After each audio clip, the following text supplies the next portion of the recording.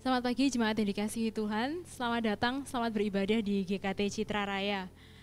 Pagi hari ini ibadah kita adalah memperingati Hari Reformasi. Boleh kita mengambil waktu sebentar, kita boleh menyapa rekan-rekan di kanan kiri kita, mengucapkan salam, mungkin salam reformasi juga boleh.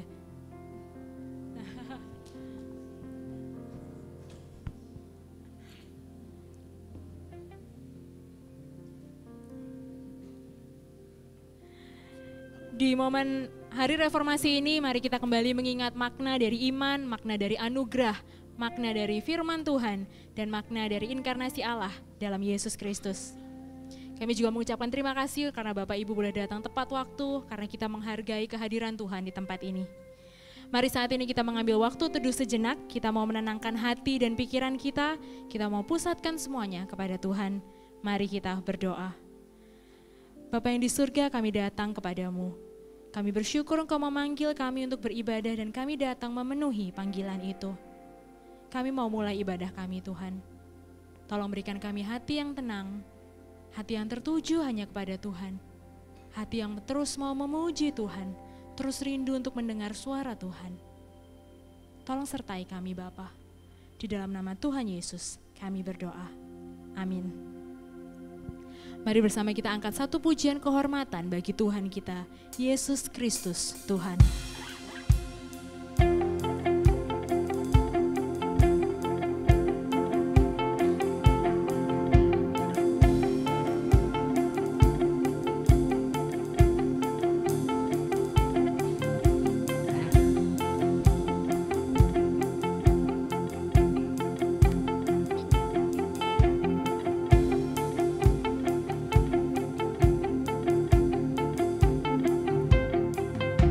Ku pandang kemuliaan-Mu, Imam besar Maha Agung. Kaulah pemilik hidupku, Yesus Kristus Tuhan.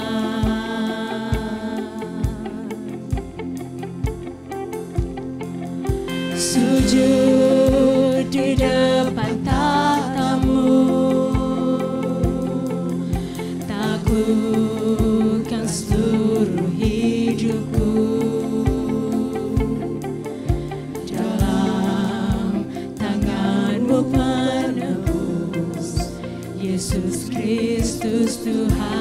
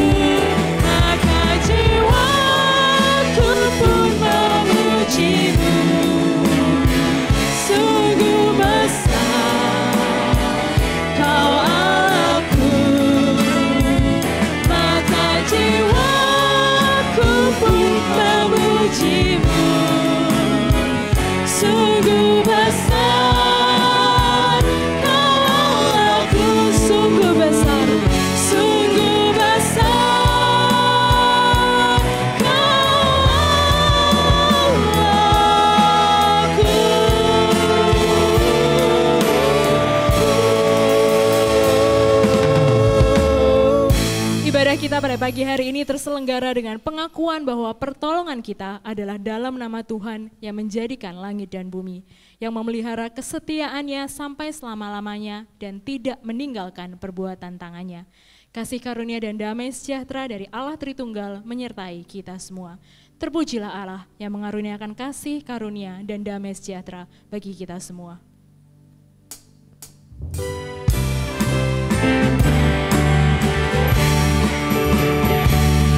Pujilah, pujilah, buatlah dunia bergema, bergema, mendengar suaranya.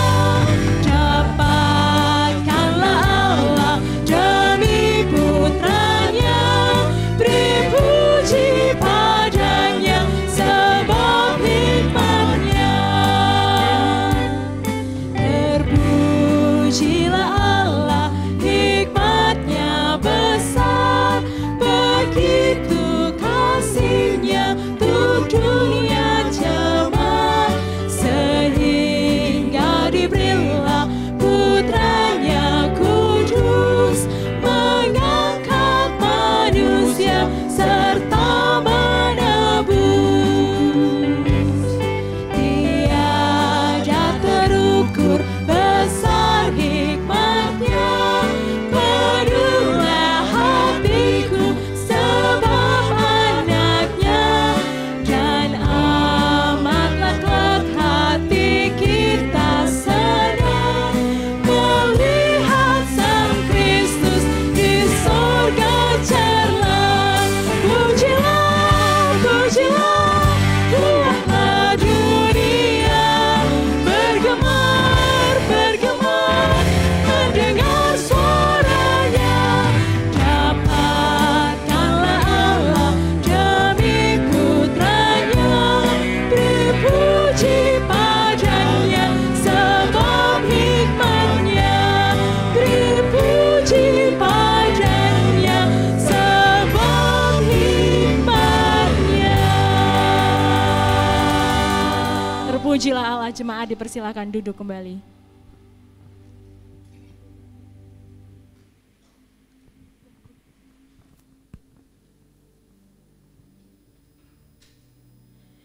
Martin Luther adalah rahib yang sangat saleh. Tetapi ia merasa tidak ada kepastian keselamatan meskipun ia sudah melakukan ritual keagamaan dan perbuatan yang baik. Malam itu Luther berdiri di tengah cahaya lilin, nafasnya berat.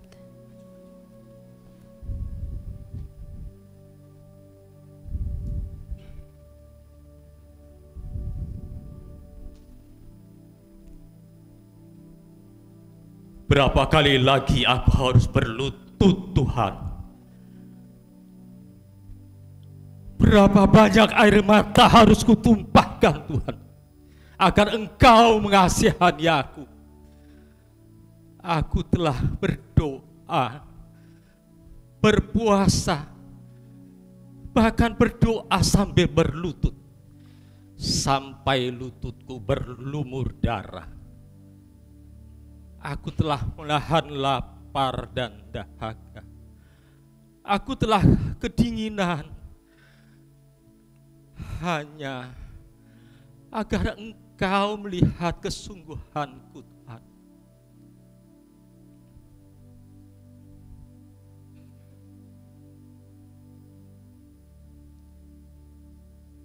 Tuhan,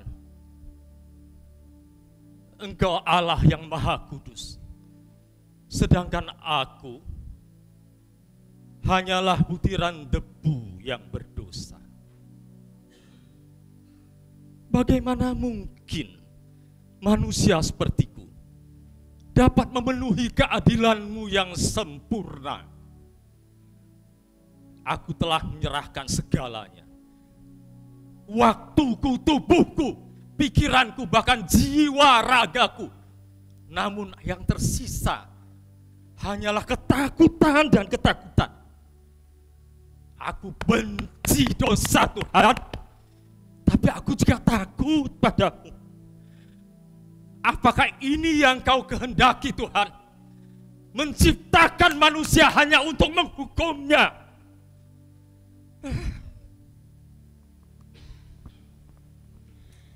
Seperti Martin Luther bergumul dengan kepastian keselamatan, jika saat ini kita masih bergumul dan ragu akan kepastian keselamatan dalam Kristus, mari kita mohon pengampunan Tuhan. Mari bersama kita berdoa. Tuhan, Engkau tahu kami tidak menyukai dosa. Tapi anehnya kami senang sekali ketika kami melakukannya. Tuhan, Engkau tahu kami mengenal Engkau. Tapi anehnya seringkali kami melupakan Tuhan. Seringkali kami tidak langsung menoleh kepadamu ketika kami berbeban, ketika kami bersuka cita. Kami lupa akan Tuhan. Seringkali kami memikirkan apa yang harus kami lakukan. Apakah ada jalan lain yang bisa menolong kami? Kami lupa akan adanya Engkau. Ampuni kami ya Tuhan, karena kami seringkali menganggap pertolongan-pertolongan lain itu lebih baik dan lebih berguna untuk membawa kami kepada keselamatan. Ampuni kami yang masih gagal mewujudkan rasa kasih, rasa cinta bagi sesama kami dan bahkan bagimu. Saat ini kami datang ya Tuhan, tolong terimalah kami, tolong ampunilah kami, dan ingatkan kami bahwa Tuhan, Engkau saja sudah cukup untuk membawa kami kepada keselamatan itu. Bahwa Tuhan, Engkau saja yang sudah cukup dan harusnya hanya menjadi satu-satunya dalam hidup kami. Di dalam nama Tuhan Yesus kami berdoa. Amin. Efesus 2 ayat 8-9 berkata, sebab oleh kasih karunia kamu diselamatkan oleh iman. Itu bukan hasil usahamu tetapi pemberian Allah. Itu bukan hasil pekerjaanmu. Jangan ada orang yang memegahkan diri. Hanya oleh kasih karunia pemberian Allah kita diselamatkan. Ajaib benar anugerahnya.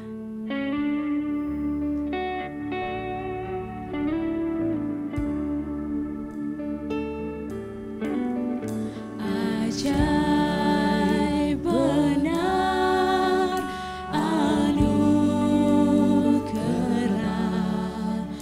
pembaru hidupku. Ku hilang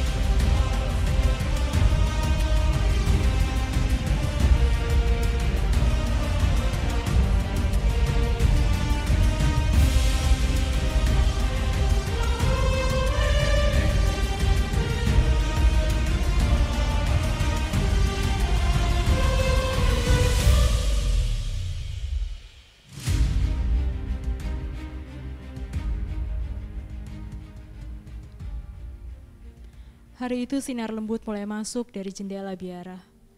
Luther menatap Alkitab yang terbuka di depannya. Ia membacanya perlahan, hampir berbisik.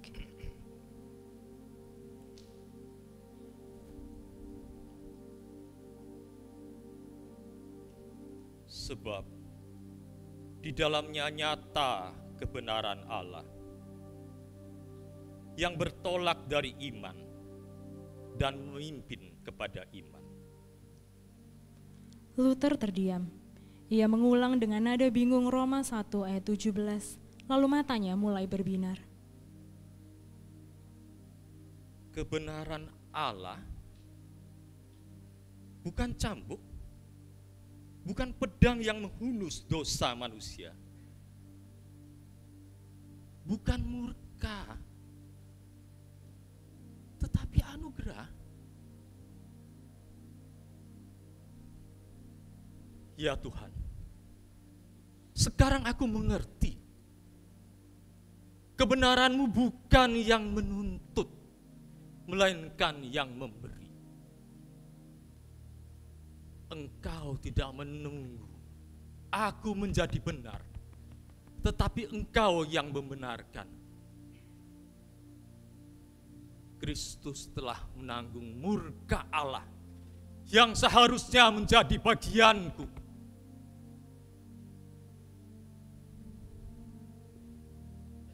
Salibnya merupakan pintu yang terbuka menuju dimensi kasih karunia.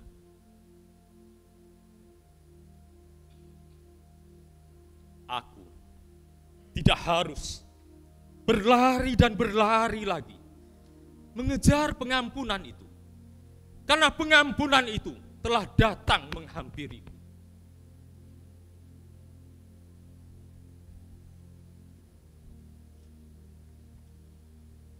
Oh, betapa manisnya Injil ini. Aku, Martin si pendosa, yang hina dina, telah dibenarkan. Bukan oleh perbuatan-perbuatan baikku, tetapi oleh iman. Kini, aku tahu aku bebas. Bebas dari rasa takut, bebas dari penjara dosa. Kebenaran Allah bukan belenggu dosa, tetapi pelukan kasih.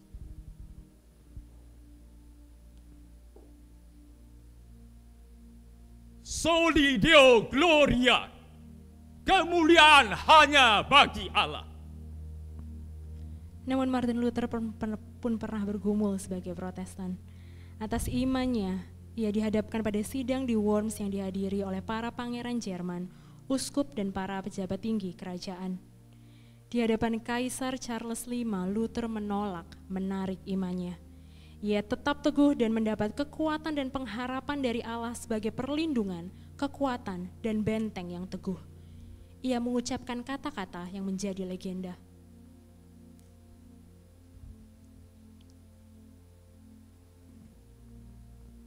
Aku tidak dapat berbuat yang lain. Dan aku tidak akan menarik apapun juga. Karena bertindak melawan hati nurani bukanlah tindakan yang benar dan aman. Disinilah aku berdiri. Aku tidak dapat berbuat yang lain. Allah menolong aku. Amin. Martin Luther dengan berani kembali kepada firman Tuhan dan kebenaran. Dari sumber kebenaran, dari firman Tuhan, ia menemukan arti keselamatan, dan dari situlah lahir reformasi kekristenan. Dalam kesulitannya memperjuangkan reformasi, ia dikuatkan melalui Mazmur 46 yang menggambarkan Allah sebagai benteng pertahanan, perlindungan bagi semua orang yang ada dalam kesesakan. Mari bersama kita bangkit berdiri dengan paduan suara. Kita akan bersama-sama menyanyikan pujian yang dikarang oleh Martin Luther yang menguatkan kita dan mengingatkan kita bahwa Allah kita adalah benteng yang teguh.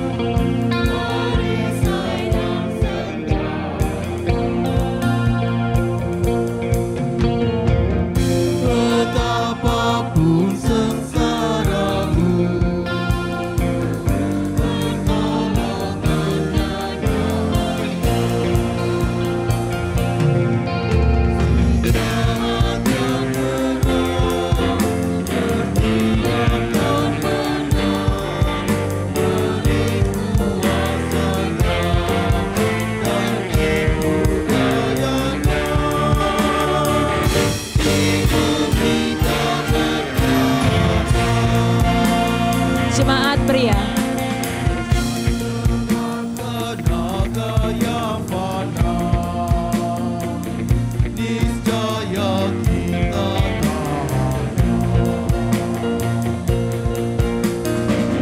Pahlawan kita dialah yang diurapi Allah.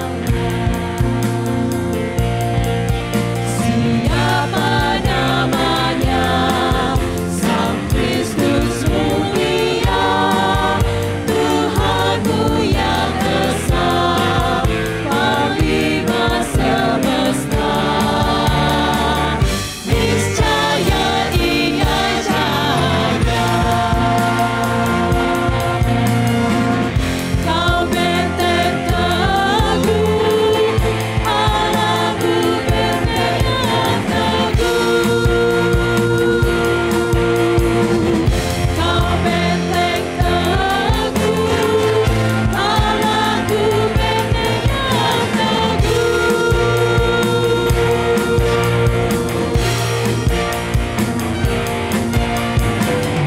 Firman-Nya pertahankan terus, dan puji hanya Dia. Dengan kuasa Roh Kudus, Ia di pihak kita. Kendati hidupmu diambil seteru, pun harta dan benda, akhirnya kitalah yang punya kerajaan. Kau benteng teguh, Allahku benteng yang teguh. Kau benteng teguh, Allahku benteng yang teguh. Kau benteng teguh, Allahku benteng yang teguh.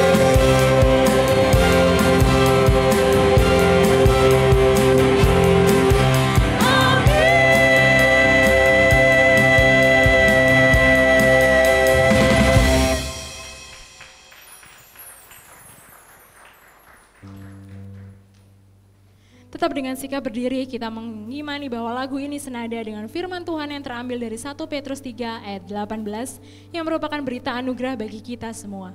Sebab juga Kristus telah mati sekali untuk segala dosa kita. Ia yang benar untuk orang-orang yang tidak benar, supaya Ia membawa kita kepada Allah. Ia yang telah dibunuh dalam keadaannya sebagai manusia tetapi telah dibangkitkan menurut roh. Dan mari kita membaca komitmen kita sebagai manusia-manusia yang sudah diampuni menjadi orang-orang yang sudah hidup baru. Mari kita membacakan petunjuk hidup baru terambil dari Kolose 2 ayat 6 sampai 7. 1, 2, 3. Kamu telah menerima Kristus Yesus Tuhan kita. Karena itu hendaklah hidupmu tetap di dalam Dia. Hendaklah kamu berakar di dalam Dia dan dibangun di atas Dia. Hendaklah kamu bertambah teguh dalam iman yang telah diajarkan kepadamu. Dan hendaklah hatimu melimpah dengan syukur. Hendaklah kita semua berakar di dalam Dia, kita berdiri di atas janji yang teguh.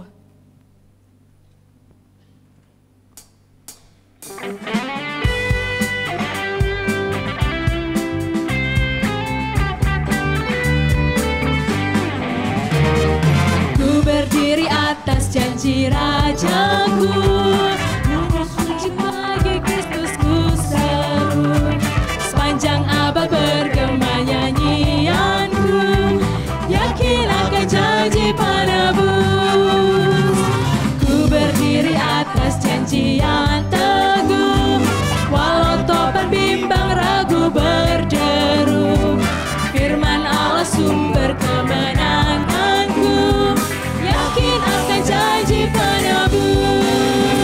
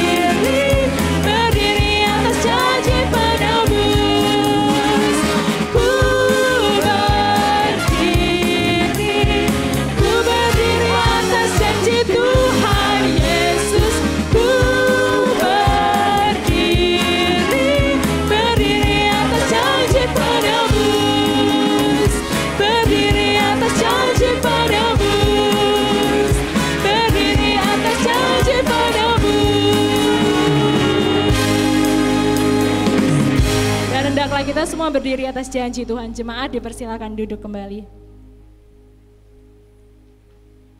Kita berdiri di atas janji Tuhan. Dan dari mana kita tahu janji Tuhan kalau bukan dari firman yang Dia nyatakan kepada kita. Sebentar kita akan menerima firman Tuhan yang kiranya dapat menolong kita semakin mengenal, semakin mau mengikut Yesus. Karena itulah tujuan utama kita, mengikut Yesus.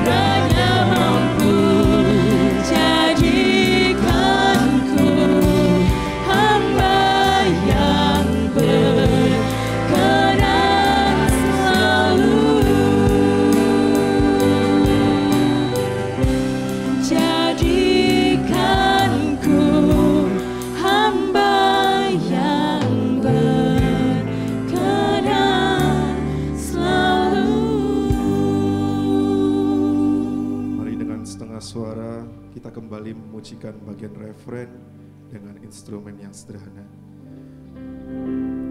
Mengikut Yesus, itulah kesukaan hatiku. Ku lepas semua hakku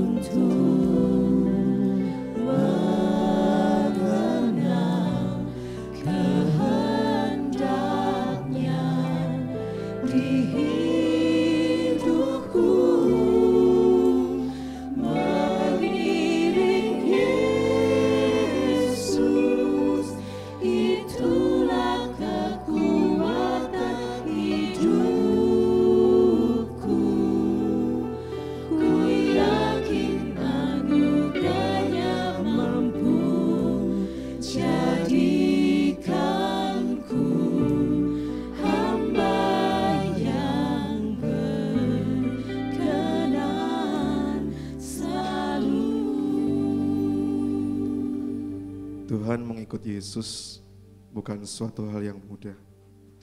Melalui pujian ini kami diajarkan untuk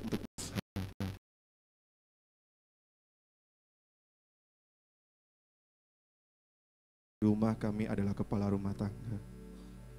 Mungkin ketika kami ada di gereja ini kami juga kepala, koordinator, kami memiliki jabatan. Tetapi di mata Tuhan semuanya sama.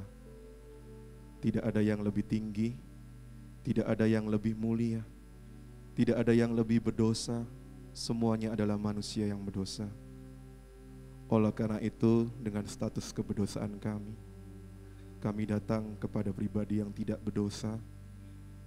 Biarlah Tuhan membukakan hati dan pikiran kami, seperti Tuhan pernah membukakan hati dan pikiran para reformator, orang-orang yang hidup pada zaman-zaman reformasi. Berbicaralah Tuhan, kami siap untuk mendengar. Dalam nama Tuhan Yesus kami berdoa dan mengucap syukur. Amin. Baik, saya persilakan untuk pelayan ibadah, boleh duduk.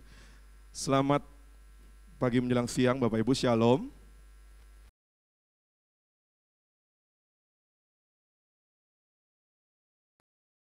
Bapak Ibu apakah pernah mendengar gereja Harry Potter? Oh ya, di sini ada yang Potterhead. Potterhead itu di kepalanya tuh Harry Potter gitu ya. Saya tadi mau pakai jaket Harry Potter saya mau keluarkan semua koleksi Harry Potter. Karena saya penggemar Harry Potter juga dalam masa muda saya. Dan ternyata Bapak Ibu ada yang namanya gereja Harry Potter. Mari kita saksikan video berikut ini. 2, 3. Amen.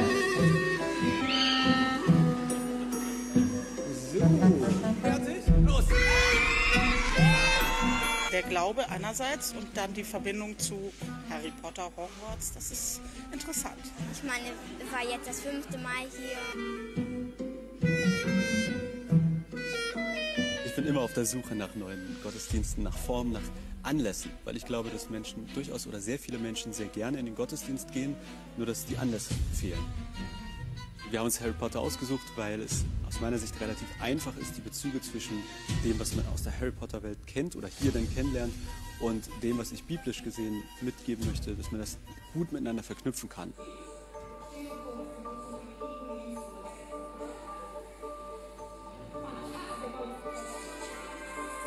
Wenn ich nicht mehr weiter weiß, dann bete ich. Dann sage ich vielleicht, Gott, ich brauche dich, Gott, ich brauche deine Hilfe. Also, im Prinzip sozusagen eine gewisse Ähnlichkeit zwischen einem Expecto Patronum Zauberspruch und einem Gebet. Also grundsätzlich hoffe ich, dass Menschen nach Hause gehen und sagen, war doch schön in der Kirche.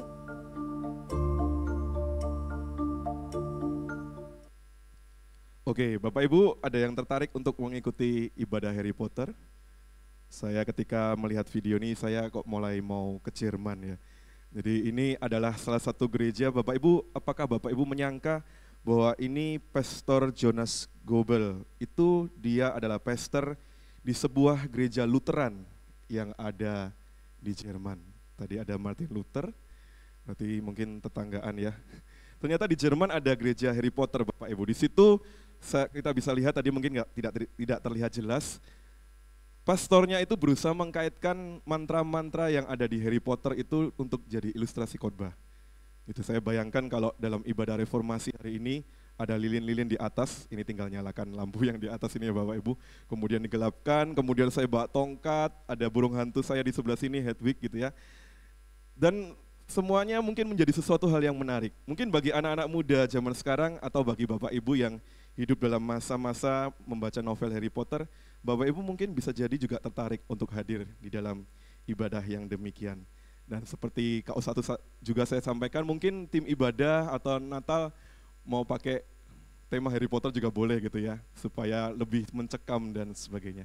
Nah Bapak Ibu, tidak bisa dipungkiri bukankah beberapa gereja akhir-akhir ini sedang sibuk untuk membangun branding, citra, karisma, demi menambah jumlah kehadiran di dalam gerejanya.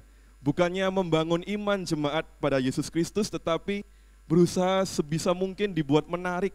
Injil saja tidak cukup, Injil itu membosankan, Injil itu kuno, sesuatu hal yang ya nggak nyambung, tidak connect dengan kehidupan masa kini. Sehingga seringkali Branding itu dilakukan untuk supaya menarik, supaya banyak orang datang. Apalagi dalam gereja di Jerman tadi dikatakan ada 900.000 orang yang sudah mulai meninggalkan gereja.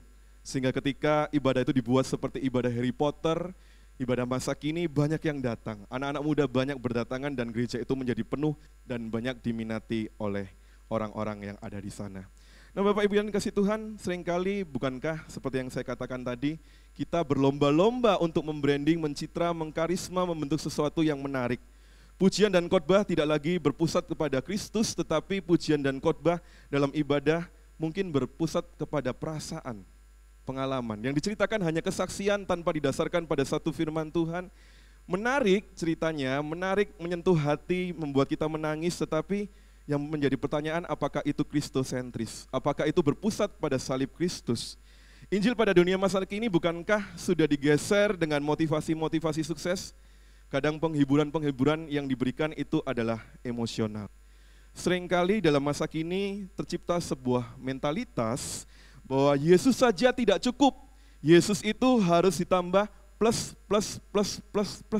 Sesuatu ini seperti yang saya tuliskan di sini. Yesus plus, ini bukan seperti pijat plus gitu ya Bapak Ibu. Plus menambahkan sesuatu. Yesus saja tidak cukup. Ada orang-orang yang menambahkan Kristus itu dengan perbuatan baik. Kalau aku tidak berbuat amal, maka aku belum tentu selamat kalau hanya percaya pada Kristus.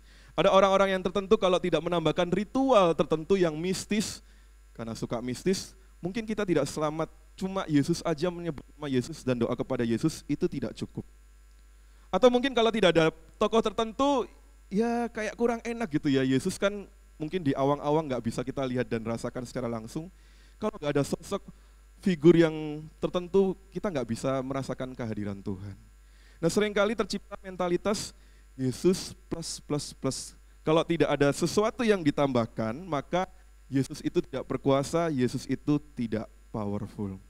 Jemaat yang kasih Tuhan, bukankah orang modern pada zaman sekarang banyak yang mencari jalan lain untuk menuju kepada damai dan keselamatan? Ada yang mencari lewat kesuksesan, ada yang mencari lewat kekayaan, ada yang mencari pada spiritualitas yang lain. Ada yang mencari pada self-healing, filsafat-filsafat yang kosong, dan juga bahkan teknologi. Terkadang bukankah kita juga lebih memilih sesuatu hal yang praktis, mengandalkan pokok doa syafaat orang lain. Kalau misalnya ada masalah, tolong doakan saya. Pokoknya mengumpulkan banyak pokok doa dari orang lain itu lebih nyaman ketika harus doa secara pribadi. Kayaknya kalau doa sendiri itu kayak kurang dukungan doa gitu ya. Jadi mengandalkan pokok doa syafaat dari orang lain.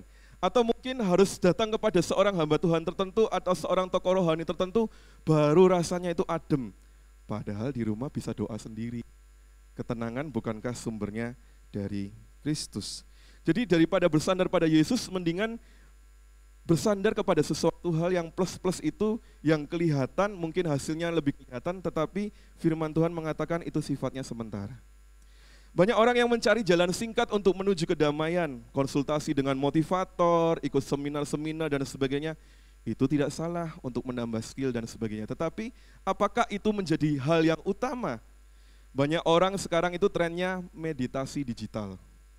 Rentangkan tangan, duduk bersila gitu ya. Ya mungkin untuk teknik-teknik tertentu menenangkan pikiran masih bisa lah. Tetapi kalau kita pusatkan diri kita pada bumi, pada pohon, pada ini sekitar Anda, mungkin kita mulai bertanya-tanya apakah sungguh-sungguh itu yang Kristus inginkan. Seperti harus ada suplemen tambahan yang kita tambahkan supaya kita mendapatkan ketenangan yang sesaat. Banyak orang Kristen pada masa kini tidak lagi menjadikan Kristus itu sebagai pusat penyembahan dan pengajaran, tetapi itu Kristus dijadikan alat untuk mencapai sesuatu.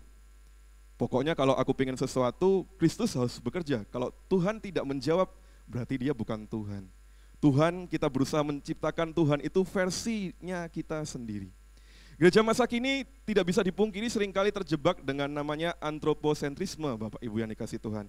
Di mana manusia itu sebagai pusat dari yang menyembah Kristus, seringkali gereja dan pengurus gereja terjebak untuk menyenangkan jemaat. Pokoknya lagunya dibuat yang enak-enak, suasananya dibikin ini, kalau perlu boleh makan dan minum di ruangan ibadah, terserah Bapak Ibu, pokoknya senyaman-nyamannya. Banyak orang yang mungkin melakukan itu dan sebagainya. Daripada mengenal Allah, menjadi membahagiakan diri sendiri. Daripada memilih salib, baik menjadi self-improvement. Khotbah seringkali yang dikhotbahkan itu Tuhan terdengar apa ya? Tuhan akan membuat kita sukses, Tuhan akan membuat kita kuat, Tuhan membuat kita terkenal. Daripada diminta untuk memikul salib. Bukankah pesan Injil yang sejati mengatakan Kristus telah mati bagimu agar kamu hidup bagi Dia. Yang diberitakan bukan salib dan derita salib sebagai orang-orang percaya, tetapi kesuksesan, tetapi kekuatan, keterkenalan, dan semuanya yang bersifat pengaruh. Dan di era digital ini bukankah orang-orang lebih suka Yesus versi yang ramah, tetapi menolak Yesus yang berdaulat. Lebih enak Yesus berbicara yang enak di telinga daripada Yesus yang dalam tanda kutip ngomel aja gitu ya. Dikasih tahu hamba Tuhannya nggak boleh gini, nggak boleh gini, nggak boleh gini, ngomel aja gitu ya. Lebih baik dengerin yang enak-enak saja. Orang banyak mencari Yesus yang bisa disamakan dengan seleranya manusia. Selera kita masing-masing daripada Kristus yang alkitabiah. Sehingga seringkali kita terjebak solus Kristus yang menjadi tema kita, hanya pada Kristus kita terjebak pada yang namanya solus comfortus atau kenyamanan. Ada juga istilahnya solus popularitas, artinya pencitraan. Kita lebih memilih kepada kenyamanan, kita lebih memilih kepada pencitraan daripada Kristus yang di dalamnya terdapat salib dan penderitaan. Nah, jemaat yang dikasihi Tuhan, pada abad yang ke-16, Yesus plus ini juga terjadi di antara kalangan gereja Katolik Roma. Sejarah gereja mencatat, ini seperti yang bisa kita lihat di gambar, ini mungkin hanya mewakili latar belakang terbentuknya gerakan reformasi. Karena pada waktu itu, kalangan gereja Katolik Roma, mereka itu mengajarkan keselamatan itu tidak hanya melalui Kristus, tetapi keselamatan itu harus ditambahkan yang pertama sakramen. Di situ ada sakramen baptisan, ekaristi. Sakramen itu dikatakan sebagai alat keselamatan yang otomatis atau ex opere operato. Artinya apa? Bukan sebagai tanda iman sejati. Kalau nggak ada sakramen dan tidak mengikuti sakramen, belum menerima sakramen, maka nggak bisa selamat. Tidak hanya cukup percaya kepada Yesus Kristus. Dan yang kedua, Bapak Ibu mungkin pernah mendengar istilah indulgensia. Tahu Bapak Ibu indulgensia? Itu makanan apa Bapak Ibu? Pernah mendengar ya? Kalau kita berada dalam kalangan gereja reform, kita tentu pernah mendengar istilah ini. Ini adalah surat penghapusan hukuman dosa yang bisa dibayar dengan uang. Jadi Bapak Ibu kumpulkan uang sebanyak-banyaknya, lakukan dosa sebanyak-banyaknya, nanti tinggal total-totalan sama saya dan Pak Emil. Buat kami menjadi lebih kaya, Bapak Ibu, dengan banyak berbuat dosa. Bapak Ibu, pada waktu itu ada praktek indulgensia, di mana surat penghapusan dosa lewat pembayaran itu seakan-akan menawarkan keselamatan di luar Kristus. Jadi Kristus saja tidak cukup, tetapi kita bisa berbuat dengan usaha kita sebagai manusia. Kemudian pada waktu itu tokoh reformator juga menentang yang ketiga adalah Mariolatri atau kultus orang-orang kudus. Ini yang sering kali kita dengar, di mana praktek berdoa kepada orang-orang kudus, berdoa kepada Bunda Maria, di mana Bunda Maria bersama dengan orang kudus itu dianggap sebagai perantara doa. Seolah-olah Kristus itu tidak cukup, seolah-olah butuh perantara. Kalau Kristus lagi tidur dan tidak mendengar, ya kita doanya sama bundanya. Seperti itu Bapak Ibu ya. Ada perantara yang bisa kita lakukan gitu ya. Dan yang keempat, di situ juga ada namanya ajaran papalisme atau Vicar of Christ, wakil Kristus, di mana Paus dianggap sebagai wakil Kristus, sehingga umat tidak bisa datang langsung kepada Allah, tetapi harus melalui otoritas Paus. Otoritas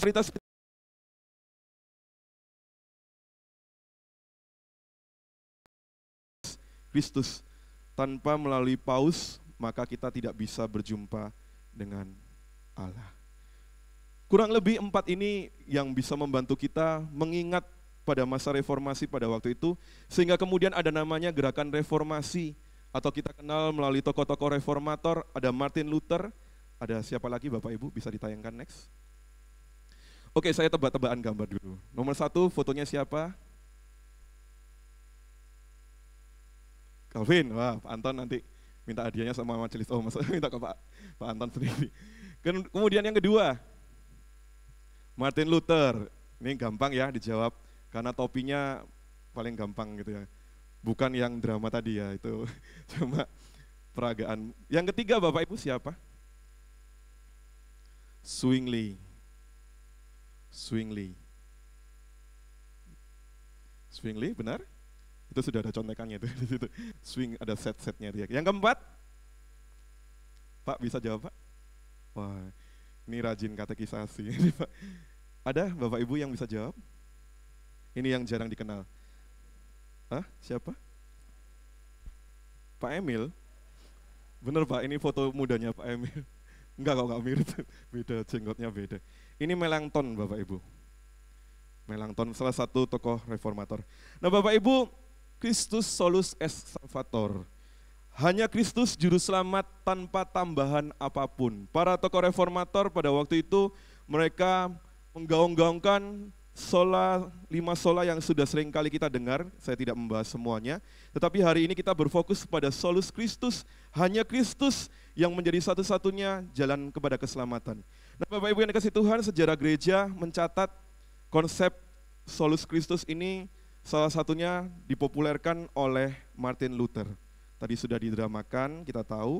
Di situ pada waktu itu Martin Luther hendak menentang keras pandangan teman-teman gereja Katolik Roma di abad 16, yang mana mereka memiliki satu pemahaman keselamatan itu diperoleh tidak cukup hanya iman, tetapi harus ditambahkan perbuatan baik, harus ditambahkan sakramen, harus ditambahkan dengan perantaraan gereja. Sehingga Luther dengan tegas menegaskan keselamatan itu tidak perlu ditambah apapun. Keselamatan itu datangnya hanya pada Kristus, iman kepada Kristus, bukan karena jasa manusia. Nah Bapak Ibu, Martin Luther dalam beberapa tulisannya, kalau Bapak Ibu pernah baca, saya yakin Bapak Ibu nggak pernah baca, atau mungkin pernah lihat, ya mungkin ada yang pernah baca juga ya. Ada The Babylonian Captivity of the Church. Gitu ya. Luther menegaskan dalam tulisannya, bahwa keselamatan itu hanya dalam Kristus, satu-satunya perantara keselamatan itu cuma Kristus. Kemudian dalam tulisan yang lain dikatakan tidak ada keselamatan di luar Kristus, segala yang menambahkan pada kaya Kristus itu adalah penyangkalan terhadap Injil. Bagaimana dengan John Calvin? John Calvin ini kemudian dalam tahap selanjutnya dia memperkuat, dia mensistematiskan konsep solus Christus itu dengan dalam beberapa tulisannya seperti dalam Institute of Christian Religion. Di sini Calvin pernah menuliskan, Kristus itu adalah pusat keselamatan. Kristus adalah kepala gereja dan satu-satunya jalan menuju Bapa. Di luar Kristus, semua manusia tersesat. Dalam karya Calvin, Calvin menegaskan ada 3 fungsi Kristus. Yang pertama, Kristus dia adalah prophet atau nabi. Artinya apa? Kristuslah yang menyatakan firman Allah. Dan yang kedua adalah Kristus sebagai imam yang mempersembahkan dirinya sebagai korban penebus dosa. Dan yang ketiga, Calvin menegaskan hanya Kristus, karena Kristus adalah raja, raja yang memerintah umatnya. Boleh balik lagi ke fotonya tadi, ya supaya Bapak Ibu terngiang-ngiang gitu ya, nanti ketika ditanya itu siapa, bisa jawab. Yang keempat tadi siapa namanya? Melanchthon ya, bagus. Ingat ya. Nah, Bapak Ibu yang kasih Tuhan, kemudian 1, 2 sudah mensistemasi, kemudian 3 dan keempat itu ada Ulrich Zwingli dan Philip Melanchthon, itu tokoh reformasi selanjutnya. Mereka juga mendukung konsep solus Christus. Zwingli itu menekankan bahwa pengorbanan Kristus di salib itu efektif untuk pengampunan dosa, sedangkan Melanchthon menegaskan dia membantu menyusun pengajaran solus Christus dalam bentuk yang sistematis dan akademis yang mungkin dalam beberapa ajarannya kita juga sudah baca secara sistematis. Jadi dikatakan Christus solus est salvator, artinya hanya Kristus juru selamat, tidak perlu ditambah dengan apapun. Nah Bapak Ibu, apakah tulisan para reformator ini hanya tulisan manusia? Tentu tidak. Wah, tentu tidak Bapak Ibu ya. Kenapa? Karena ada dasar ayat Alkitab yang boleh mendasari tulisan-tulisan mereka. Saya ajak Bapak Ibu kita buka terlebih dahulu, saya mohon Bapak Ibu bisa membuka di tempat masing-masing. Kita baca bersama-sama Yohanes pasal 14 ayat yang ke-6. Yuk Bapak Ibu boleh buka dari tempat masing-masing. Yohanes pasal 14 ayat yang ke-6. Mari kita baca bersama-sama, 1, 2, 3. Kata Yesus, "Akulah jalan dan kebenaran dan hidup. Tidak ada seorang pun yang datang kepada Bapa kalau tidak melalui aku." Ini adalah ayat andalan ketika kita menginjili seseorang. Ketika kita pertama kali percaya kepada Yesus Kristus, dikatakan akulah jalan dan kebenaran dan hidup. Bapak Ibu, perikop ini ditulis pada waktu itu ketika para murid ketika Yesus hendak pergi, mereka di tengah kegelisahan para murid. Dalam ayat yang kelima secara khusus diwakili oleh Thomas. Thomas bertanya, "Bagaimana kami tahu jalan ini, Tuhan?" Dan kemudian Yesus menjawab pertanyaan Thomas. Yesus berkata, "Akulah jalan, kebenaran, dan hidup." Bapak Ibu, kata akulah itu ego eimi, artinya menyatakan dengan tegas, akulah aku di situ adalah pribadi ilahi Yesus sendiri. Kemudian ada kata hodos, itu menekankan jalannya itu tidak hanya sekedar rute yang kita lalui, tetapi satu-satunya akses untuk menuju kepada Allah. Tidak ada jalan yang lain. Hodos hanya satu jalan. Oleh karena itu dikatakan aletheia, di situ adanya sebuah kebenaran yang mutlak, realitas yang sejati, bukan hanya sekedar Yesus menyampaikan opininya, tetapi Yesus menegaskan akulah jalan. Tidak ada jalan lain, sesuatu hal yang mutlak, kebenaran yang absolut. Bapak Ibu, juga ada kata su, artinya hidup, itu mengarah kepada kehidupan kekal. Jadi dalam ayat yang pertama ini, salah satunya yang melandasi konsep solus Christus. Konsep solus Christus sekali lagi bukan pikiran manusia. Kalau tadi saya tanya di ibadah 1 sudah baca dalilnya Martin Luther, tadi yang dipaku itu jumlahnya berapa Bapak Ibu? 95. Bisa sebutkan satu? Enggak ada ya. Pancasila bisa ya, kalau dalilnya Martin Luther, saya juga enggak terlalu hafal banget Bapak Ibu, nanti mesti baca gitu ya. Untung sudah diterjemahkan, kalau dalam bahasa Jerman, wah lebih pusing kepala lagi ya. Nah Bapak Ibu, mari kita kembali kepada referensi firman Tuhan. Martin Luther dan para tokoh reformator membantu kita untuk merumuskan semua yang ada dalam firman Tuhan. Tidak hanya Yohanes pasal 14 ayat 6, tetapi dalam Kisah Para Rasul ayat yang keempat, Kisah Rasul pasal 4 ayat yang ke-12. Saya ajak kita buka bersama-sama Bapak Ibu. Hari ini saya memang sengaja mengajak kita buka Alkitab. Jangan-jangan Bapak Ibu sudah lama tidak buka Alkitab. Ya. Kisah Para Rasul pasal yang keempat ayat yang ke-12. Karena saya yakin dan percaya Bapak Ibu, para tokoh reformator ketika mereka menuliskan semua pikirannya, karena mereka pertama-tama pasti baca Alkitab. Kisah Para Rasul pasal yang keempat ayat yang ke-12. Mari kita baca bersama-sama. 1, 2, 3. Dan keselamatan tidak ada di dalam siapapun juga selain di dalam Dia. Sebab di bawah kolong langit ini tidak ada nama lain yang diberikan kepada manusia yang olehnya kita dapat diselamatkan. Nah Bapak Ibu yang dikasih Tuhan, ada 3 hal yang bisa kita peroleh, kita pelajari terkait dengan solus Christus dari Kisah Para Rasul pasal yang keempat ayat yang ke-12. Yang pertama berbicara tentang eksklusivitas Kristus. Di situ dikatakan dalam bagian yang pertama dalam ayat ini, dan tidak ada keselamatan, tidak ada di dalam siapapun juga selain di dalam Dia. Dan keselamatan tidak ada di dalam siapapun juga selain di dalam Dia. Ini sesuatu hal yang eksklusif. Tidak ada keselamatan di dalam orang lain. Atau dengan kata lain, tidak ada cara lain untuk selamat. Sebuah klaim yang eksklusif. Bagian ini hendak menyatakan Kristus itu eksklusif. Sesuatu yang absolut, sesuatu yang mutlak. Dan yang kedua, itu berbicara tentang kecukupan karya Kristus. Dalam frasa nama Bapak Ibu, itu menggunakan dalam bahasa aslinya, dalam bentuk participe perfect, itu menunjukkan inisiatif ilahi, dan itu adalah pemberian. Oleh karena itu keselamatan itu adalah anugerah. Keselamatan itu pemberian. Keselamatan bukan usaha manusia, melainkan tindakan Allah melalui Kristus. Dan karya Kristus ditegaskan dalam Ibrani 9 ayat 11 sampai dengan 12 dan juga Efesus 2 ayat 8 sampai dengan 9, karya Kristus itu cukup untuk menyelamatkan. Dan yang ketiga, bagian firman Tuhan ini juga hendak menegaskan bahwa Kristus itu sebagai mediator. Kristus itu sebagai personal, bukan sebagai sekedar ide. Nama yang menunjuk itu menunjuk pada pribadi Yesus, di situ ada identitas Kristus, di situ ada karya Kristus, di situ ada penebusan Kristus, di situ ada otoritas kebangkitan, di mana dalam bagian yang lain, 1 Timotius 2 ayat yang kelima, dikatakan Yesus itu adalah mediator yang unik. Keselamatan hanya bisa melalui Kristus. Oleh karena itu dalam pembahasan selanjutnya, supaya Bapak Ibu nggak semakin pusing dengan reformasi, ada 3 penekanan teologis dalam konsep solus Christus. Yang pertama, Kristus itu sebagai pengantara seperti yang sudah saya katakan, Bapak Ibu, mediator. Kristus itu satu-satunya jembatan antara manusia yang berdosa dengan Allah yang kudus. Ibrani 9 ayat 15. Imamatnya sempurna, dia menggantikan seluruh sistem imamat yang lama.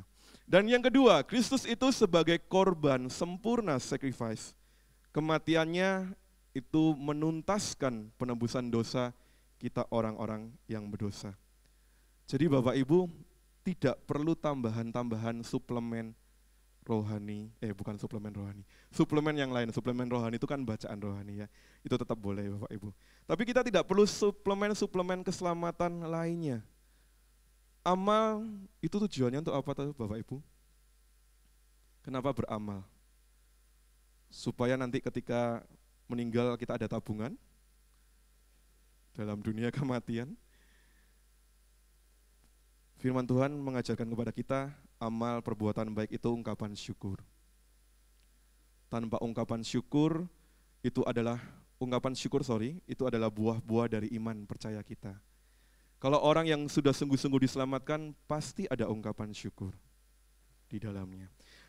Iman tidak perlu ditambahkan dengan ritual, Bapak Ibu. Meditasi-meditasi yang mungkin sering kali diajarkan dunia, ya sesekali perlu kita pikirkan apakah itu perlu untuk dilakukan dan sesuai dengan maunya Tuhan.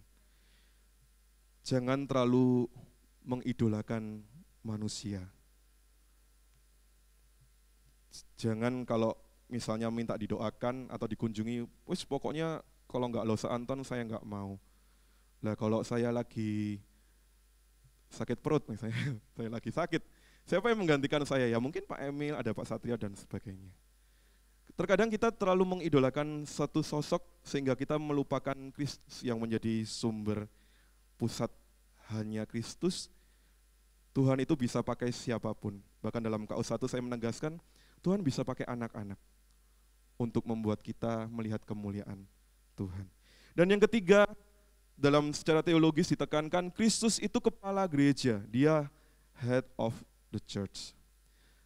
Di sini reformator menentang keras klaim para paus sebagai kepala gereja di bumi. Gereja itu tidak tunduk kepada paus, tidak tunduk kepada manusia, jabatan apapun, tetapi gereja itu tunduk kepada Kristus yang menjadi satu-satunya kepala. Oleh karena itu Bapak Ibu, ketika kita berjemaat, ketika kita bersama-sama melayani Tuhan, mungkin kita mempunyai jabatan tertentu di dalam kepengurusan, kita punya jabatan tertentu di dalam pelayanan kita, tetapi jangan sampai kita merasa menjadi kepala dari segala sesuatu. Karena di dalam tubuh Kristus, kepalanya ya Kristus. Kita bisa jadi tangan, kita bisa jadi kaki, bisa jadi driji tahu Bapak Ibu?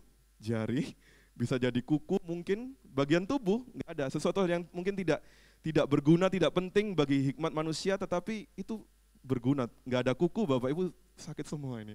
Bisa kotor dan sebagainya. Kristus itu kepala Bapak Ibu. Oleh karena itu di sini reformator menekankan solus Kristus, hanya Kristus.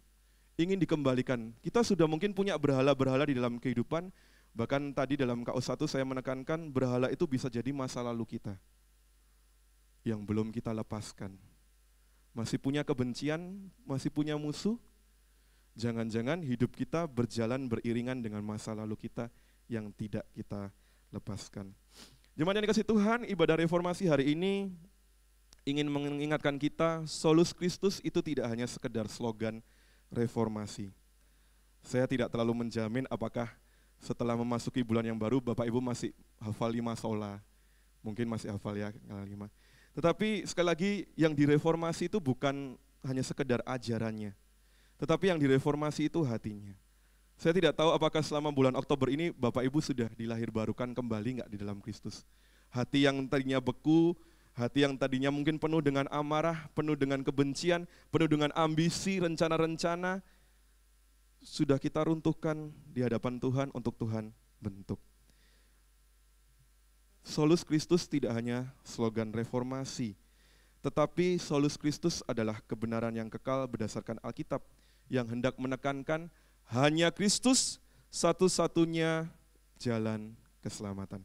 Karena itu Bapak Ibu yang dikasihi Tuhan, mari kita arahkan iman kita, pengharapan kita, kasih kita hanya kepada Kristus. Kristus saja cukup, Kristus saja menyelamatkan, Kristus saja layak untuk menerima kemuliaan. Oleh karena itu seringkali ditutup dengan apa? Soli Deo Gloria. Kenapa? Kemuliaan itu bukan milik kita. Kemuliaan itu milik Tuhan. Bapak Ibu, Solus Christus menantang gereja modern masa kini untuk kembali kepada inti Injil. Bahwa keselamatan, kebenaran, dan hidup hanya ada dalam Yesus Kristus, bukan pada kekuatan diri, bukan pada tradisi, bukan pada tokoh rohani, bukan pada sistem keagamaan tertentu.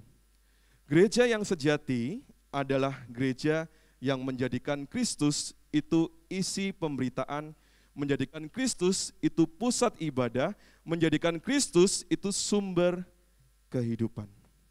Gereja yang menghidupi Solus Christus, ini berdasarkan perenungan saya secara pribadi, liturgi dan pujian itu harus menuntun jemaat kepada Kristus, bukan hanya sekedar enak di telinga, bukan hanya sekedar membuat emosi kita meluap, menangis, sampai gulung-gulung dan sebagainya. Yang diberitakan lewat liturgi dan pujian itu apakah Kristus? Karena seringkali emosi itu malah mengarah kepada pribadi. Pulang gereja, wah aku happy ya. Pertanyaannya, Kristus ada di situ enggak Bapak Ibu? Hidup kita sudah ditegur oleh Kristus enggak? Kalau belum ditegur, bisa jadi yang kita kejar bukan Kristus, yang kita kejar adalah entertain di dalam ibadah. Yang kedua, khotbah itu harus berakar pada kitab suci, menuju kepada salib, bukan hanya sekedar motivasi yang bersifat moral. Kristus sentris. Saya ingat Bapak Ibu dalam kelas berkhotbah kami, pada waktu itu Pendeta Amos selalu menekankan, dan itu yang membuat saya berkesan. Dikatakan ketika khotbah itu harus Kristus sentris. Ada Kristus enggak disebutkan di situ? Ada Kristus enggak yang ditekankan di situ? Dan itu saya ingat sampai sekarang Bapak Ibu. Apapun beritanya dipusatkan kepada Kristus. Solus Christus, hanya Kristus. Dalam setiap pelayanan sosial kita, kesaksian kita, bahkan mungkin misi yang kita lakukan, itu bukankah harus berangkat dari karya penebusan Kristus, bukan mencari pujian manusia.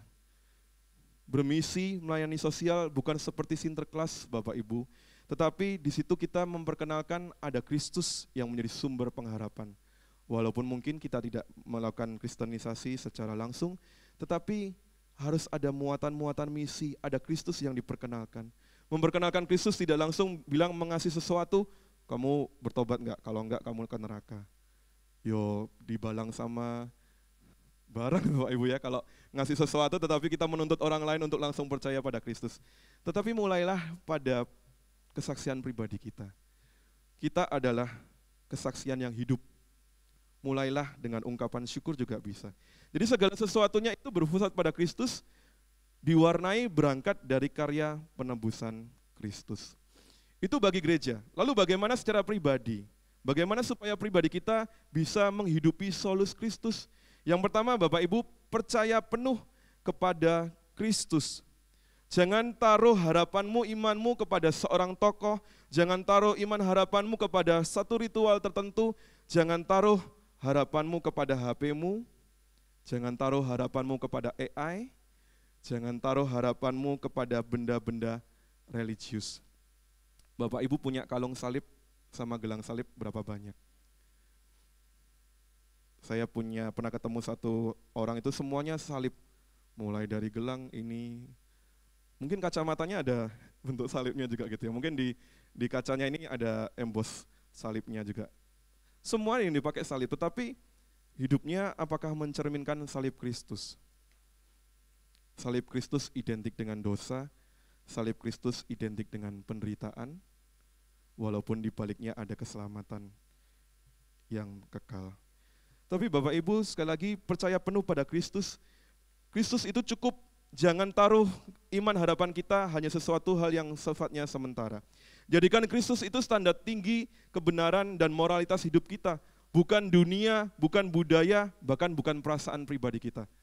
Kalau tak pikir-pikir, kayaknya lebih baik kayak gini ya. Kalau punya masalah Bapak Ibu, kita jalan terlebih dahulu atau doa dulu sama Tuhan. Masih punya ayat hafalan enggak Bapak Ibu? Sebagai senjata iman kita. Kalau lagi ada masalah, lebih banyak nyanyi lagu duniawi atau lagu rohani. Masih punya lagu rohani yang bisa dinyanyikan enggak Bapak Ibu? Jangan-jangan kita sudah enggak punya Bapak Ibu. Kita sudah tidak punya senjata atau kita melepaskan senjata kita, lebih baik pakai senjata yang sudah kelihatan powerful menurut versinya kita. Saat menghadapi masalah, kehidupan, pekerjaan, relasi, media sosial, apakah semuanya itu sudah mencerminkan Kristus? Besok Desember kan sudah liburan ya Bapak Ibu. Waktu menentukan mau liburan kemana itu nyertakan Tuhan enggak? Jangan-jangan Tuhan suruh kita ke Israel, tapi kita maunya ke Hong Kong. Wah siapa tahu gitu ya. Tuhan pengen kita, liburan kita itu bisa jadi alat bagi Tuhan untuk memberitakan Injil loh Bapak Ibu. Saya ingat ada satu orang tua youth, dia cerita, saya memang nemeni cucu saya, tapi saya di sana enggak sengaja ketemu ada orang asing dari China, kita ngobrol, dia mau ke gereja. Jadi cuma nemeni cucu, karena studi, ketemu orang lain dan dia bisa memenangkan satu jiwa. Siapa tahu ketika nanti Bapak Ibu berlibur, Bapak Ibu ketemu jiwa yang bisa diinjili. Tapi pertanyaannya Bapak Ibu sudah siap enggak untuk memberitakan Injil? Nah, masih ada 1 bulan Bapak Ibu, banyaklah membaca Alkitab, banyaklah berdoa, supaya tidak hanya memohon keselamatan, tetapi doakan Tuhan, biarlah Tuhan pakai liburanku ini bersama dengan keluarga, untuk menjadi terang bagi Kristus. Hanya Kristus yang diberitakan. Bukan malah bilang, oh Indonesia itu kayak gini, Indonesia kayak gini, ya mas jelek Indonesia. Yang kita beritakan bukan hal yang buruk, wah gerejaku tuh kayak gini, orang Kristen tuh kayak gini. Yang kita beritakan adalah Kristus. Dan yang kedua, hiduplah dalam penghiburan Injil. Artinya apa? Dalam krisis kehidupan, jangan mencari jaminan kekayaan, teknologi, motivasi yang semu. Carilah Kristus.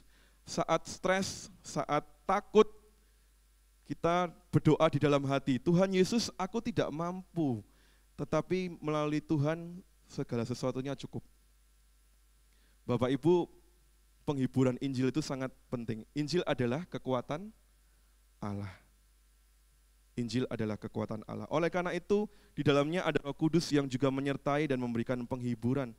Mari kita melatih untuk berdoa terlebih dahulu sebelum melakukan sesuatu. Tadi ke gereja, doa bersama enggak Bapak Ibu?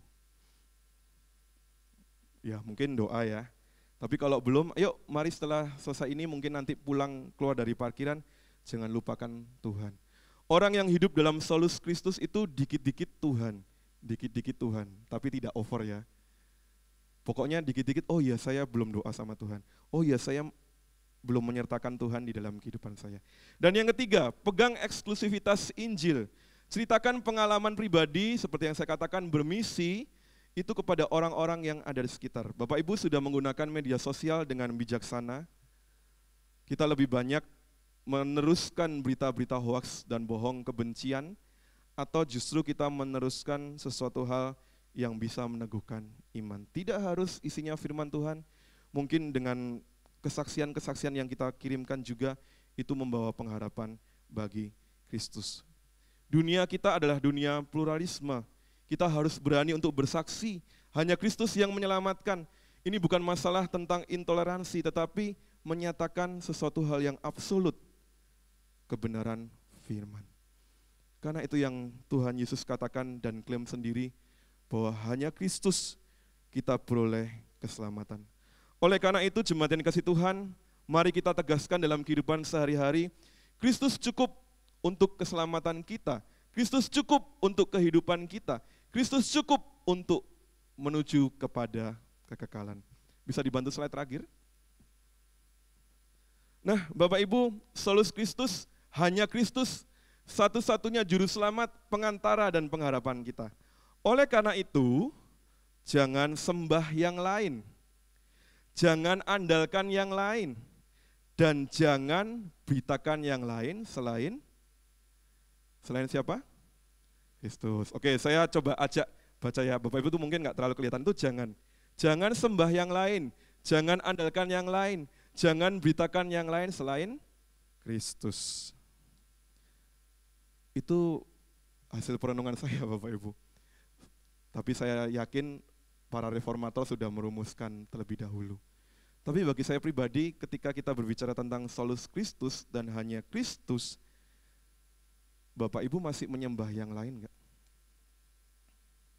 Oh, untuk koleksi kok bagus ya, taruhlah keris di rumah. Lama-lama kok kerisnya gerak-gerak gitu ya, oh ada isinya. Siapa tahu aku punya kekuatan dari leluhur. Nah, apalagi kita tambah stres dengan pekerjaan, cawe-cawe. Bapak Ibu jangan sembah yang lain, karena Allah kita adalah Allah yang cemburu. Jangan andalkan yang lain. Mungkin kita tidak menyembah yang lain, tetapi kekhawatiran itu salah satu aliran sesat modern, Bapak Ibu. Orang bisa menjadi antikristus ketika berada dalam kekecewaan, penderitaan dan sebagainya. Jangan andalkan yang lain, andalkan Kristus. Jangan beritakan yang lain, yang beritakan adalah Kristus. Hanya Kristus yang menjadi pusat dari segala sesuatu. Solus Kristus, hanya Kristus kita beroleh pada keselamatan. Bapak Ibu, saya ingin mengajak kita menyanyi sebuah pujian.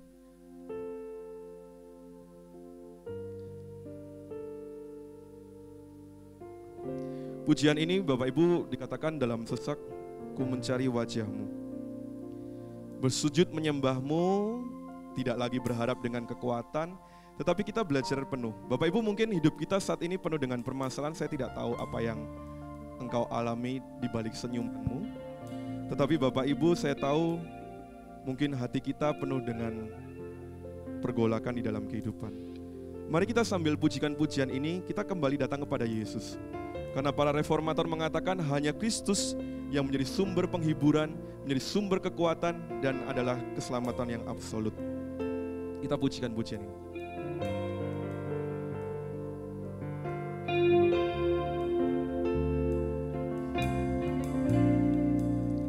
Dalam sesak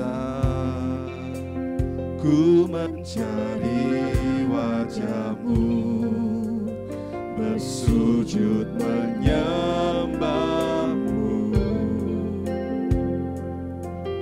tak lagi berharap pada kekuatanku, ku berserah penuh, kaulah sandaran hidupku, gunung batu dan perlindunganku, sampai akhir ku nyatakan, Yesus hanya Engkau yang ku andalkan. Ya, Bapak Ibu, pujian ini memberkati saya beberapa waktu ini. Kalau dalam persekutuan Rebu yang kemarin, Bapak Ibu saya cerita, saya sebenarnya lagi stres dengan orang tua saya, gitu ya. Mereka dalam masa-masa bagaimana menghadapi hari tua mereka penuh dengan kekhawatiran. Setiap ketemu selalu curhat, nanti aku makan apa, Yo, doa sama Tuhan saya bilang gitu ya. Nanti aku hidupnya bagaimana? Sudah mengalami penurunan. Saya nggak tahu Bapak Ibu apakah dalam fase yang sama. Seringkali kalau mungkin kita semakin dewasa, sudah memiliki cucu mungkin dan sebagainya, kita mungkin terlarut dengan kekhawatiran di dalam kehidupan kita. Apakah kedua orang tua saya bukan anak Tuhan? Oh, mereka rajin ibadah Bapak Ibu. Sejak muda sudah melayani Tuhan. Tetapi penderitaan hidup itu terus berlanjut. Ketika semuanya sudah tidak berdaya, satu persatu sudah meninggalkan kita dan sebagainya, kita seorang diri kadang untuk berserah penuh bukan sesuatu hal yang mudah. Khawatir itu berarti mulai mencari plus-plus yang lain selain Yesus. Tapi saya tidak menyalahkan kedua orang tua saya, karena saya punya kekhawatiran sendiri, Bapak Ibu punya kekhawatiran sendiri. Tetapi Bapak Ibu dalam suasana yang seperti itu, apa yang membuat saya kuat? Salah satunya pujian ini Bapak Ibu, dikatakan, "Kaulah sandaran hidupku." Bukankah firman Tuhan juga mengatakan Yesus itu gunung batu perlindunganku? Saya nggak tahu apa yang akan menjadi solusi untuk keluarga saya dan kedua orang tua saya. Saya masih punya kakak-kakak saya gitu ya. Tetapi bagi saya pribadi, saya cuma teringat saya cuma datang sama Tuhan aja. Sesuatu hal yang klasik, sepele, dan mungkin bagi orang ya kerja, oh ya usaha lebih giat lagi gimana gitu ya. Tetapi Bapak Ibu, entah yang di dalam pikiran saya cuma berkata, datanglah sama Yesus. Dan selama 1 bulan ini Bapak Ibu, saya melihat ada yang sakit. Saya beberapa minggu ini juga, Bapak Ibu ini saya bersyukur bisa khotbah hari ini ya. Dari tadi saya bergumul, gak ikut nyanyi itu supaya nahan tenaga ini gak batuk-batuk Bapak Ibu. Bapak Ibu bisa tahu kelompok trisi saya itu yang paling tahu kondisi saya juga, sering batuk dan sebagainya. Saya cuma doa sama Tuhan, Tuhan tolong kalau saya batuk-batuk ya saya turun nanti mungkin digantikan yang lain dan sebagainya. Tapi saya cuma doa, Tuhan tolong. Mungkin saya sudah sepaneng dengan orang tua saya seperti itu, saya sudah sepaneng dengan sakit saya kok gak sembuh-sembuh gitu ya. Tapi yang saya lakukan, saya datang pada Tuhan. Masalah saya tidak sama dengan masalahnya Bapak Ibu.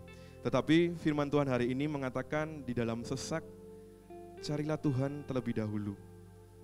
Kalau perlu kita bersujud, kita lakukan penyembahan pribadi, berharaplah lagi kepada Tuhan, berserah penuh.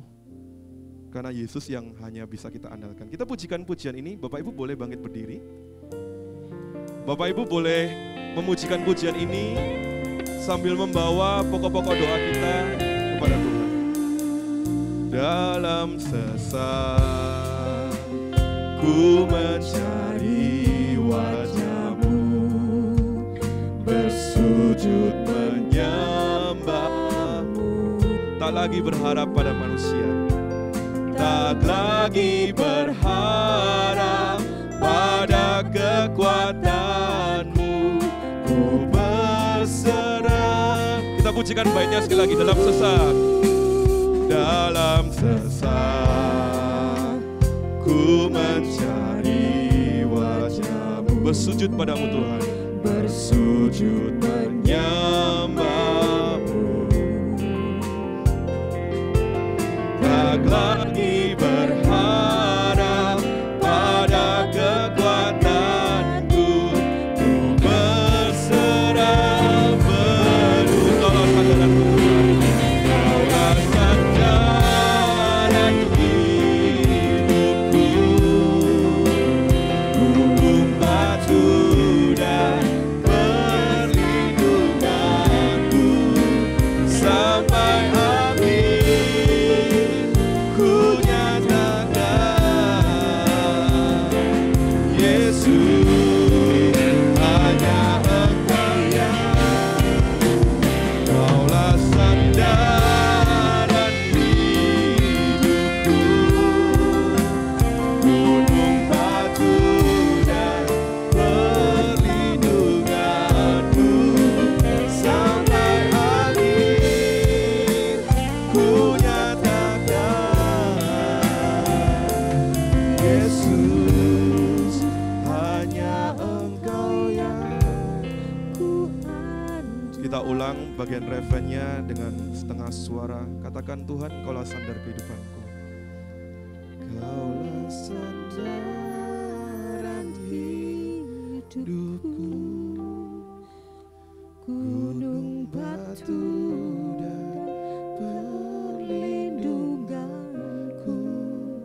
sampai akhir ku nyatakan Yesus hanya Engkau yang Sekali lagi, kalau sandaran, kalau sandaran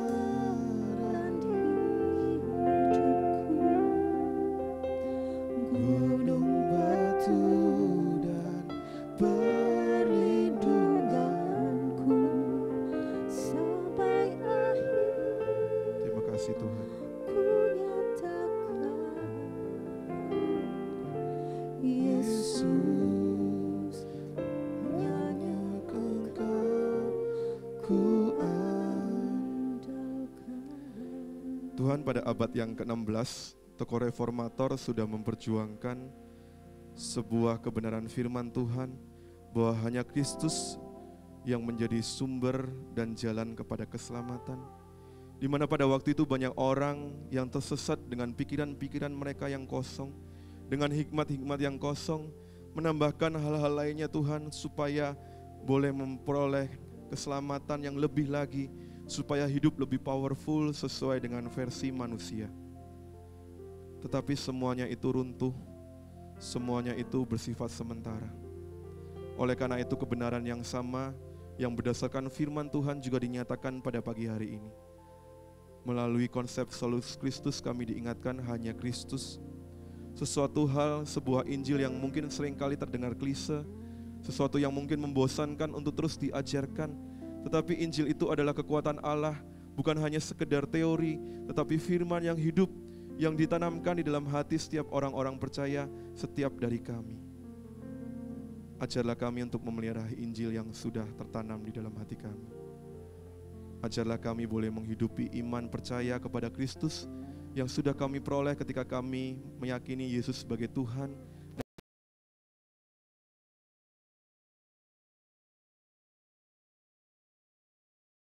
Hanya Kristus, hidup kami masih penuh dengan pergumulan. Oleh karena itu kami mulai dengan datang kepada Engkau, ya Kristus. Selebihnya kami serahkan pada Tuhan. Kami tetap akan memberikan usaha yang terbaik dengan kehidupan kami.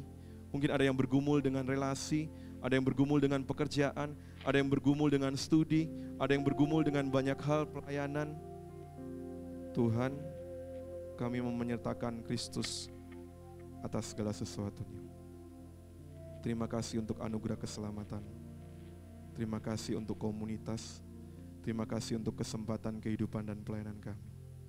Ajar kami untuk menghidupi iman percaya kami.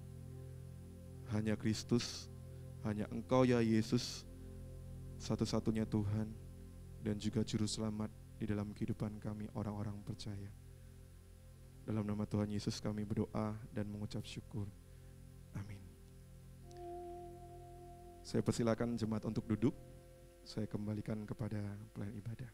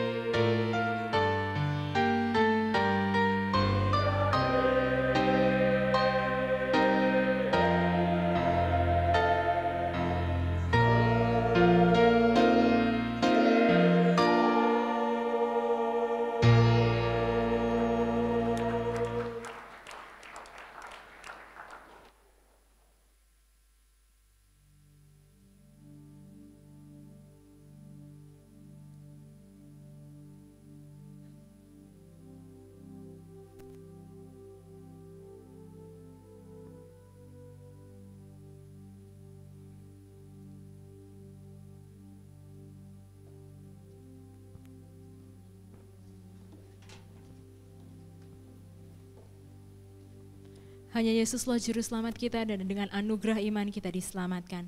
Mari kita bangkit berdiri dan dengan mantap kita nyatakan iman percaya kita seturut dengan pengakuan iman Nisea Konstantinopel. Pengakuan iman Nisea Konstantinopel.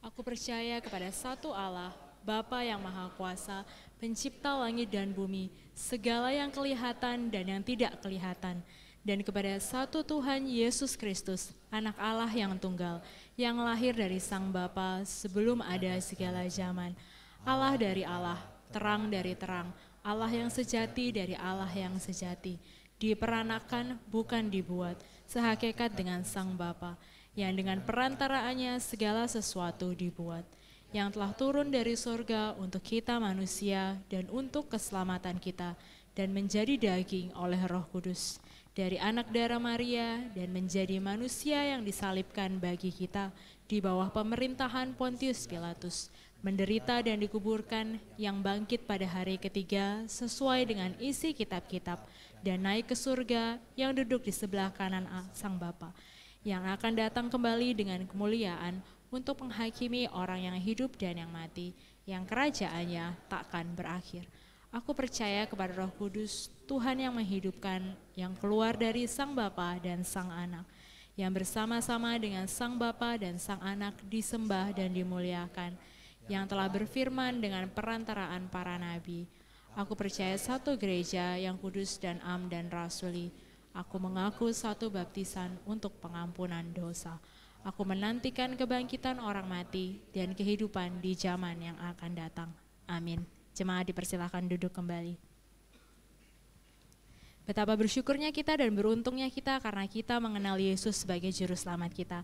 Mari kita nyatakan ucapan syukur kita melalui persembahan. Kita pujikan besarlah untungku.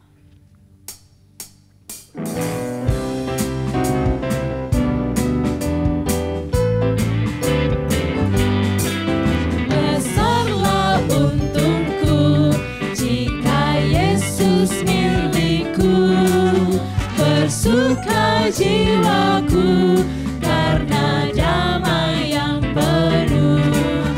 Meskipun angin keras, badai dunia menderu, tak goyah hatiku karena Yesus milikku.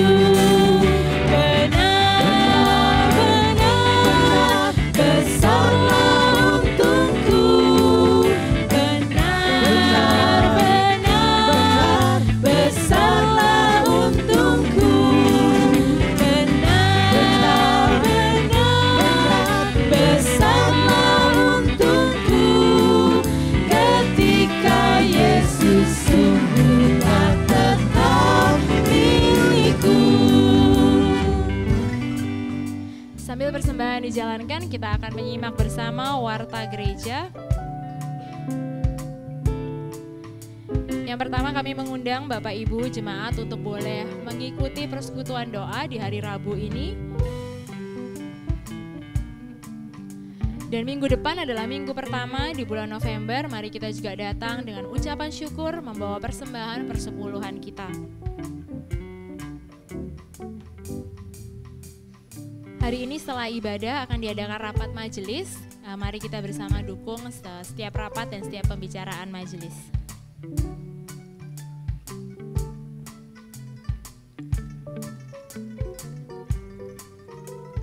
Bapak Ibu juga diharapkan dapat menyimak laporan persembahan gereja.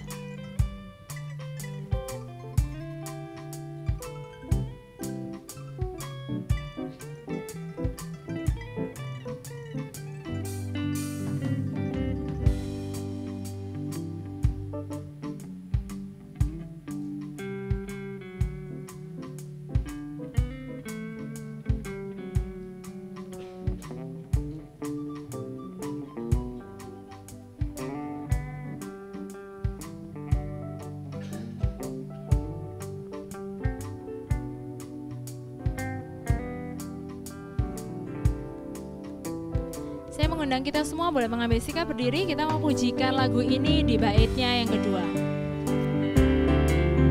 Kendati tiadalah hartaku di dunia, hatiku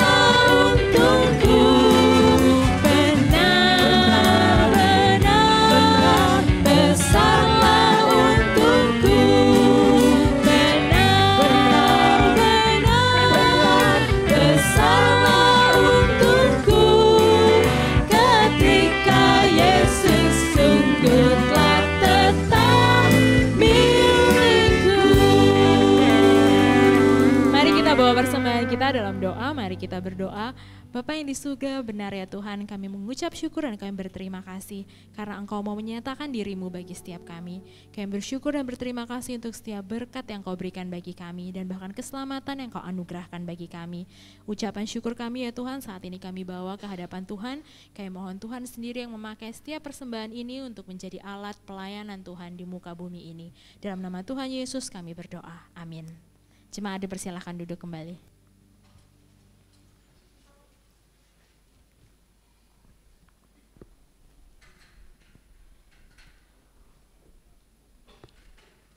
Selamat pagi, Shalom Bapak Ibu sekalian. Bagaimana kabarnya hari ini? Baik, kasih senyum kiri kanan yang terbaik, yang termanis. Senyum reformasi, gitu ya.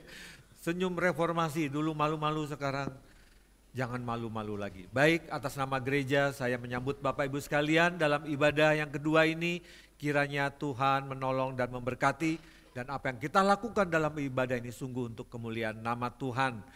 Mungkin dari Bapak Ibu sekalian ada yang baru pertama kali hadir berbakti bersama-sama di gereja ini, bisa angkat tangan sejenak. Ada?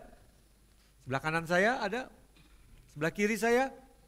Tidak ada? Baik, terima kasih. Kiranya Tuhan memberkati kesetiaan Bapak Ibu Saudara semuanya. Terima kasih pada Evangelis Anton yang sudah menyampaikan kebenaran firman Tuhan. Biarlah Tuhan menolong, cepat sembuh, loh ya, walaupun batuk dia tetap berkhotbah, Tuhan memberkati. Terima kasih atas setiap pelayan ibadah hari ini, Tuhan juga menolong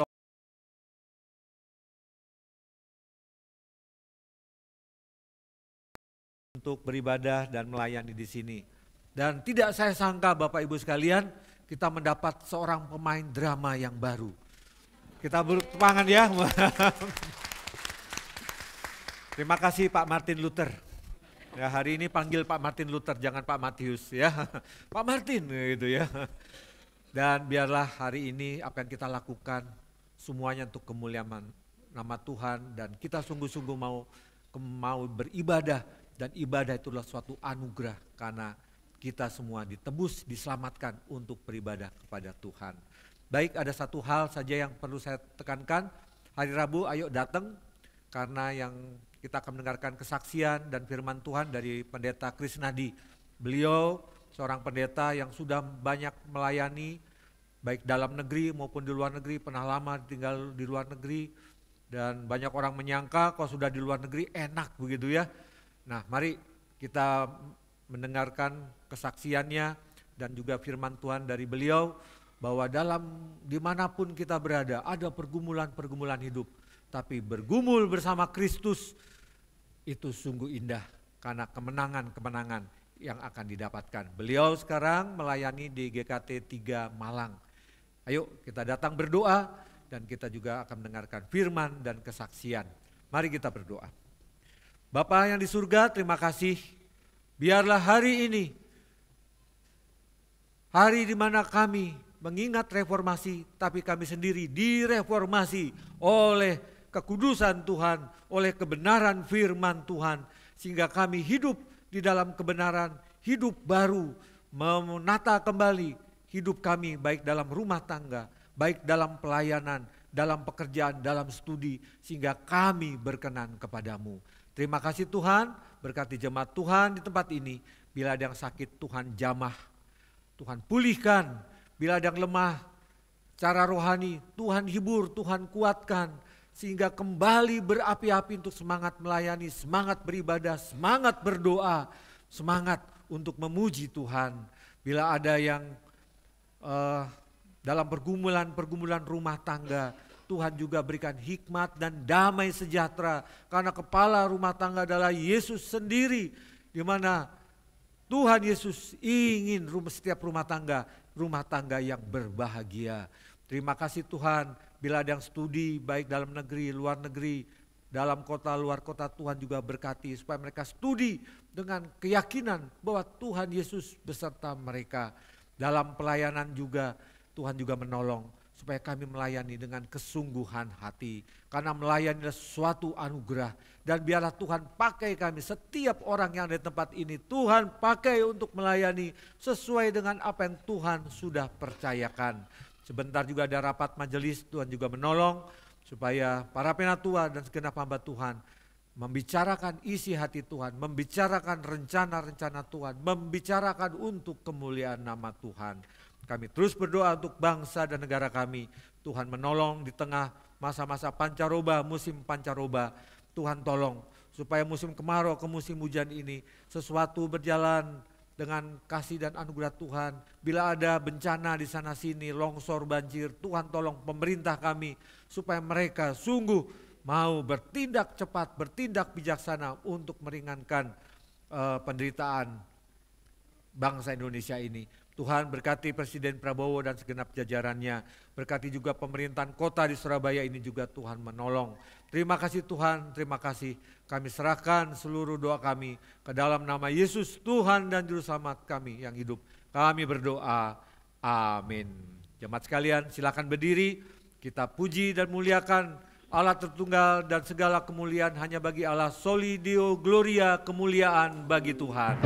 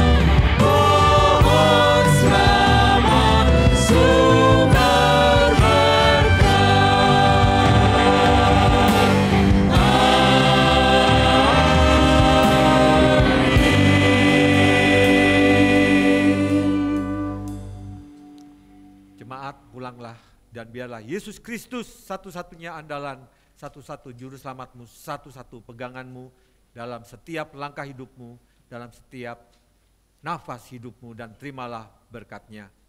Kiranya Allah Bapa, sumber keselamatan, sumber damai sejahtera, mencurahkan berkat-berkat-Nya yang melampaui segala akal. Dan biarlahnya anaknya Yesus Kristus, juru selamatmu, besertamu berjalan di dalam segala susah senang hidupmu, dan Allah Roh Kudus menguatkan, menghiburmu dan meneguhkan imanmu dari sekarang sampai Maranatha, sampai Tuhan Yesus datang kedua kalinya. Amin. Amin.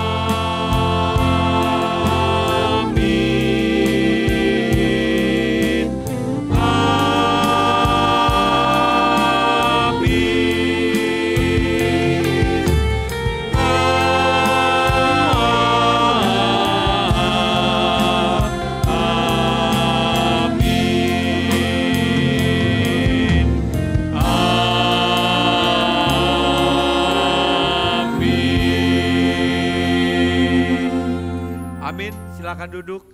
Ibadah selesai, saat teduh Tuhan Yesus memberkatimu.